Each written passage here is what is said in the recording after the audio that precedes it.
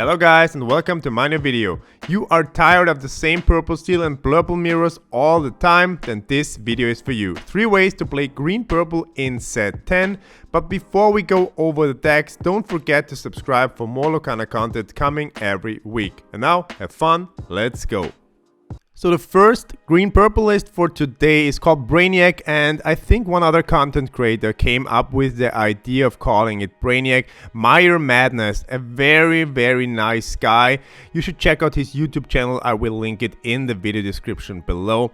Let's have a look at my Brainiac list. It's basically a control list, so you control the board of your opponent and the hand of your opponent. We have cards like Mother Gothel, so you can send cards back to your opponent's hand. We have Cusco, the Floodborn, the dual ink Cusco, so you can send a card under the deck from your opponent. And we have cards like Mother Knows Best, Stop Chaos in its tracks. You're welcome to control the board from your opponent even more. And when he drew enough cards with the draw engines, Amethyst Chromicon, Donald Gentleman, where you can both draw cards, you can discard his entire hand with one of the 2 copies of Bend to My Will. Other than that, we have cards like Clarabelle in this deck function as your main card draw engine. So you have no problems drawing cards, digging deep into your deck to find the combo pieces you need. For example, the Prince Philip combo. We have the small one with shift and quest for 2, and of course the 9-cost Prince Philip. You can shift onto him with only 6 ink, and when you play him you can banish all damaged opposing characters. And for that we also need the card, the new 3-cost Song, Malicious, Mean and Scary, to put 1 damage counter on every opposing character. And this is pretty much it. So you control the board of your enemy, you control the hand of your enemy, and when it's time, you just drop Bend to My Will or the Prince Philip combo to remove the board and the hand from your opponent. Other than that, we have some strong 2-lore questers like Where We Find the Quack, which is pretty good and strong against blue decks, so you can ramp with your opponent.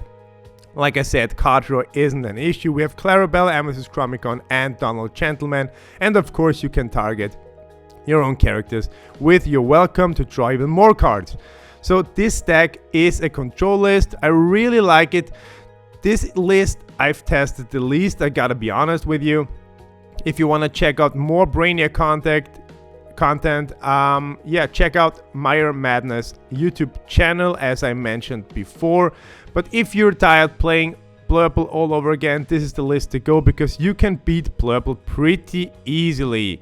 In my opinion. I mean, this is my experience with playing online against Blurple with the Brainiac list. Blurple is a rather easy matchup. And if you're tired of playing every matchup Blurple mirror, purple steel mirror, just pick green purple for the remainder of this set. The set championships are coming up, and I think green purple is a good pick to annoy your opponent and play something else than everyone else. So Brainiac, the first green purple list for today, if you like it more control-ish. And we go on to the next green purple list I've prepared for you today. I built a green purple control list myself, and I like the direction this deck goes. After like 20-25 games I tested online, I'm still on a positive win rate against most meta decks.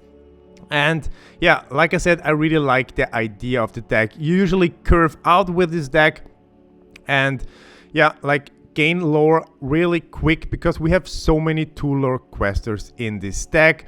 We have Flynn Rider, you can boost him, then he quests for 2. We have Prince Philip, we have Genie, we have Where We Find the Quack, which is awesome against blue decks, so you can ramp with your opponent. We have Ursula Vanessa, the new Whisper card. You can boost her as well, then she's not only questing for 2, she's questing for 3 and gets evasive as well. We have Demona, and of course we run the big Prince Philip. We need it for the combo with Malicious, Mean and Scary, so you can wipe out the opposing board entirely. So you're asking yourself maybe, where is the card draw in this deck? And yeah, besides Genie, Hades and Demona, there isn't much card draw in this deck. But I really like to use Flynn Rider or Cheshire Cat to boost them, quest with them, and then bounce them back to your hand with Madam Mim Elephant, so you have multiple cards in hand after this combo play and can go on from there. So card draw isn't an issue with this build. So you can bounce back your own characters, play them again, and that's basically it. And for game closure, I really like Gogo Tomago. She saved me so many games out of nowhere. Like a damaged Yago with 5 damage, and Gogo closed the game with an instant 5 lore burst. For controlling the board even more and against all the illusions and Yagos out there, I added 2 copies of They Never Come Back, so you can target 2 illusions at the same time and take them out, and also draw a card. Other than that, this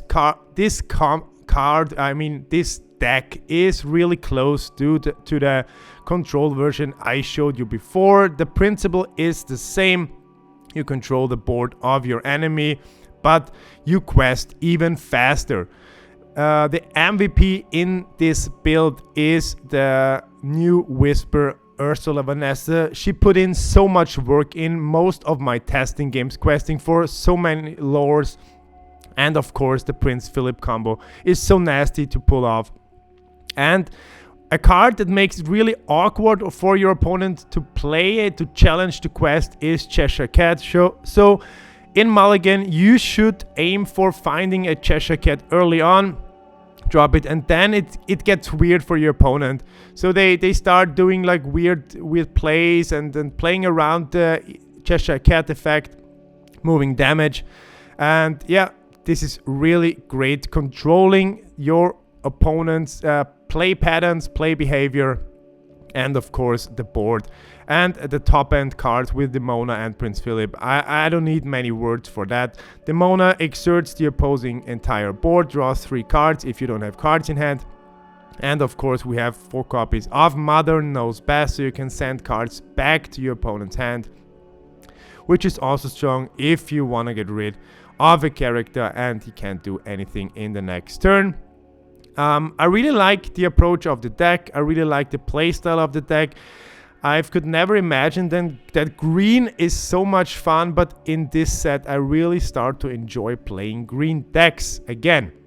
I started in set 9 with green blue, but green purple is different. Green purple is fun because I'm a purple guy. I like purple decks, and green blue is a new way to play purple for me. And if you want to explore this deck, this color combination, you will find a link to my Lorcana site to check out the deck list so you can copy it yourself. And I've prepared one more deck for you today with the green purple color combination. Let's have a look what this deck is.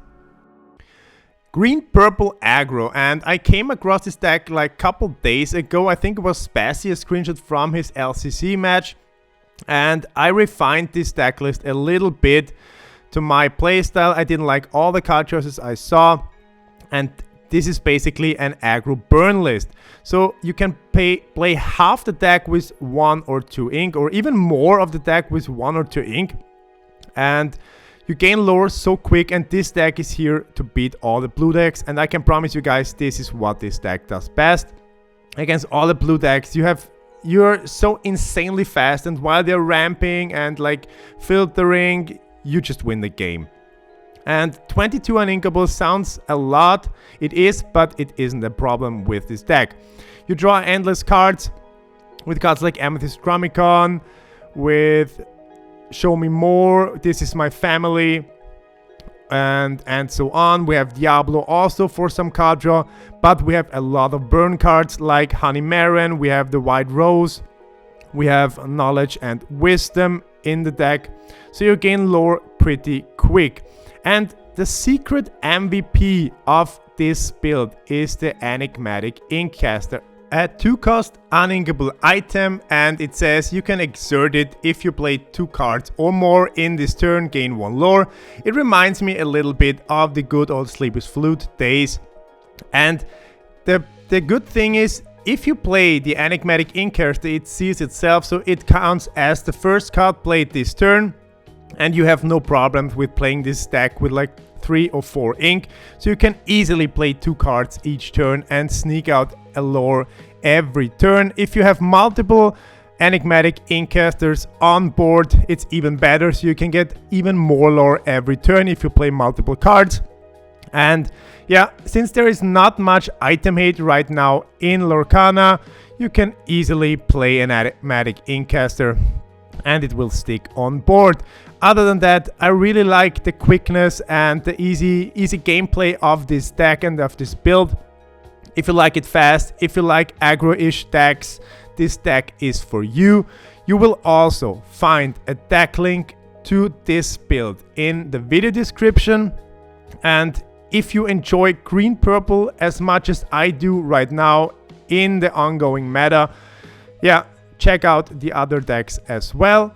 So that's it for today. If you made it so far in this video, leave a like, comment and hit subscribe. Right now I don't have much time recording videos, but I try to squeeze in another gameplay video next week. Thanks for watching. See you next time.